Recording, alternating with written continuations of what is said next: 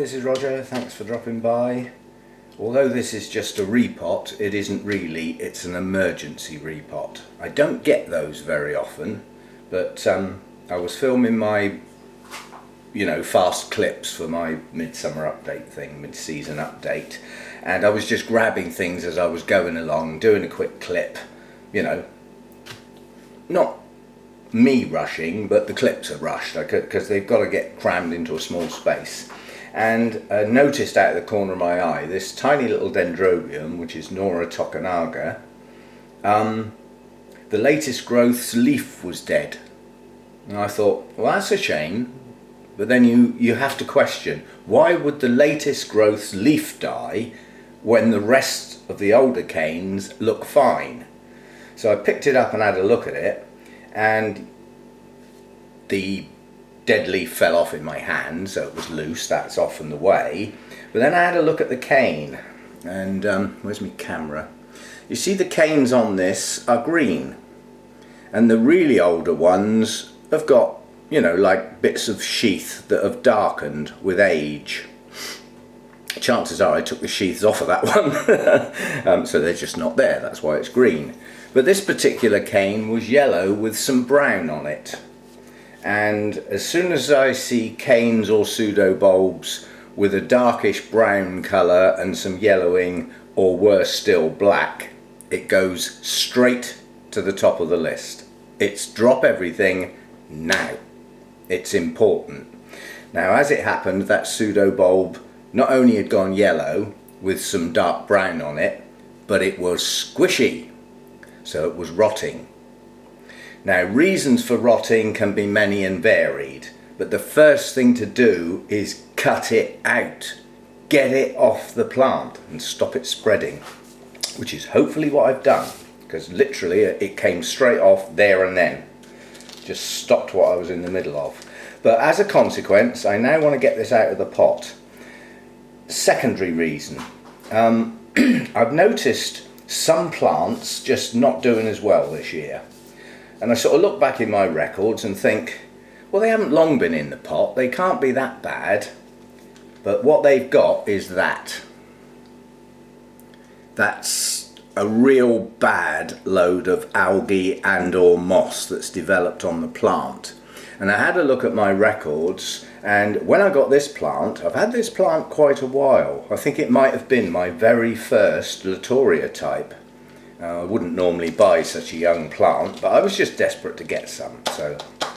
And I couldn't find any, and then this one turned up. But it was in the days where I didn't use hydrogen peroxide on my plants. So any algae or anything that was left on the roots gets a chance to re-establish itself. And it seems that if the plant is cleaned up really well, the algae just doesn't grow, or if it does, it takes a hell of a long time to get going again, because you've basically killed it off. Now, that's not a bad root system. I've actually got green tips in here, so this emergency repot, I'm not going to bother cutting any of them roots off, and there's an awful lot of bark stuck to the roots, which I don't want to mess this plant up by repotting it. I just want to get the algae off. And okay, in case I was going to trim any roots, obviously I've got my scissors. I've given up on my bonsai shears now because the tips don't close. They're not accurate enough. I need a fine point when I'm messing with roots. I end up nicking the good ones as well as the bad ones. But they're sat in the 70% rubbing alcohol. I've got my hydrogen peroxide here. That's what it says on the label. The last lot I got was just hydrogen peroxide 3%, whereas this stuff's got food grade written on it, and I couldn't get the other stuff, but I did a little bit of work, and there isn't really a difference for what I'm using it for. It's negligible, it doesn't matter.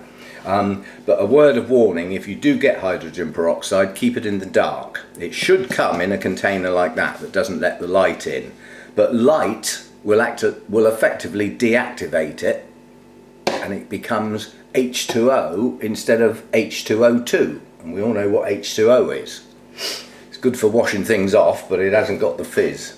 And that's the last of it, so I'm going to have to go and get some more, and that's getting quite low as well. But I've used a lot because I've repotted a hell of a lot this year, a hell of a lot. So I've got through a lot. But I'm going to clean this one up. I'm really inspecting the base of this plant to see if the plant has any other signs of rot, and I can see nothing. All I can see is where I broke off that latest growth as it was rotten and soggy and not nice.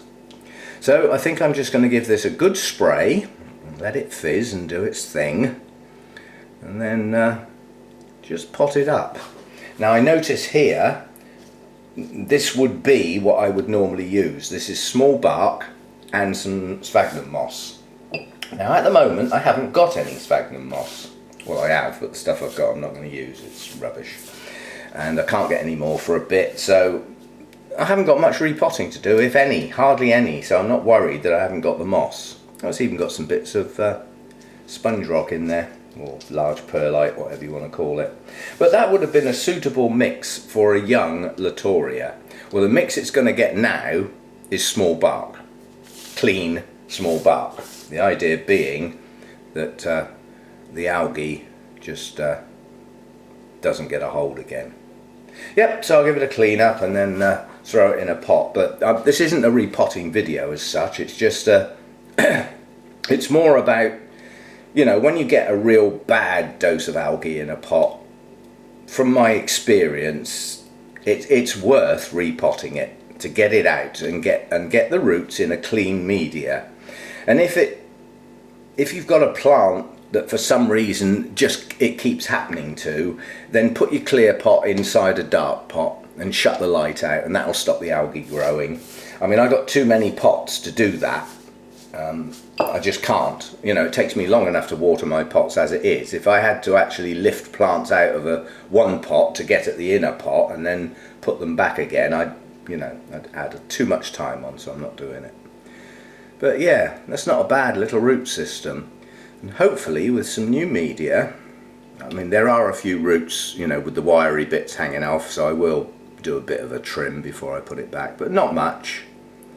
But there's no point in putting a root back in like that. It would do much better to be trimmed off, and it may branch then. So I'll just tidy it up, repot it, and that label tag is no good to man nor beast. Whatever it was written in, not me, has completely faded and is now totally non-readable. So if it wasn't for my records, I wouldn't have the name of this plant because the tag's gone. Now I've got a reasonable memory, and I do remember this one as being the first one I ever got, and in my notes it says very young plant, and looking round, that's the only very young plant, so that's the one. Anyway, that was just a quickie on algae and moss in your pot, and from my experience the plants don't grow as well. If it really gets, look at it, if it really gets a hold like that, it seems to stop the plants growing as well. And maybe it's a place to harbour bacteria and things like that that can then take out your new growth, like's happened in this. I'm hoping that the rest of the plant is fine and it will push out another new growth. We'll see how we go. Plant's not lost, plant's not even in danger now I've had a good look at it, but it's going to do a lot better out of that green muck in something nice and clean and fresh. And we'll see how it goes. Okay, thanks for dropping by, see you next time, and watch out for yellowing canes or pseudobulbs with brown marks on them, or worse still, black marks. The brown sort of rot that you can get does actually progress quite quickly, but it's not a patch on its brother, the black rot. A black rot in a plant, unnoticed for a couple of days, and it'll have the whole plant. Boy, does that stuff get hold fast. So anyway, look out for those sort of things, you know, and if you whiz round with a sprayer and don't pick your plants up, I could have gone a couple of weeks before I noticed that, and maybe I would have lost the plant. You got to know your plants, be sociable with them, pick them up, look at them, look for bugs, look for signs of problems, and if all's okay, put it back till the next time. But if you don't touch your plants for ages, things can be going wrong and you're not seeing them. And some things that go wrong work fast. You need to work faster. See you next time. Thanks for dropping by. I managed to find the offending article, so I thought I'd get that on film. This is the bulb that I noticed. That's the way up it would have been growing on the plant, and you can see the base is rotted. You've got the discoloration into the yellow, and the most important thing is it's squishy.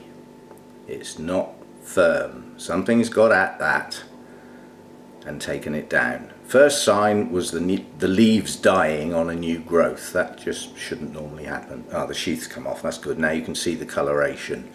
That is not normal colours for a Dendrobium cane or a Cattleya cane or anything that way inclined. I would suggest even pseudobulbs on Oncidium types and things like that. If you see that sort of colour, it should set off an alarm, and get at it. And first test, give it a squeeze, and if it feels squishy, it probably needs to come off now, like I did. Okay, so the offending little article has been removed. Hang on.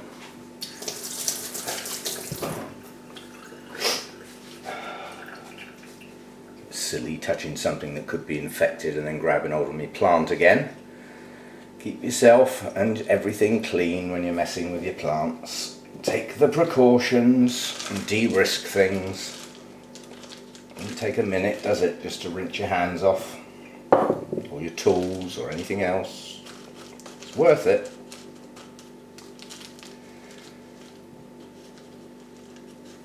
As I said, this would have had some moss in with it if I'd had some, but the only difference between not having the moss and having the moss is the frequency of watering. That will be the only difference. The moss isn't going to do anything specific for the roots. They won't necessarily grow any better. But what would have happened is obviously the media would have stayed moist longer with the moss in there. And being a Latoria type, you know, when they're busy growing, they do like some moisture. They don't like to dry out. Anyway, that'll do. I don't want to get the base of the plant in the media.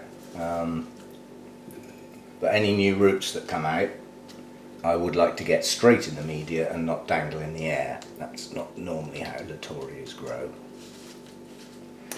Okay, so there we go. That's done. That one will have a water, and then we'll see if it starts to push out some new growths and or some new roots. Both would be good.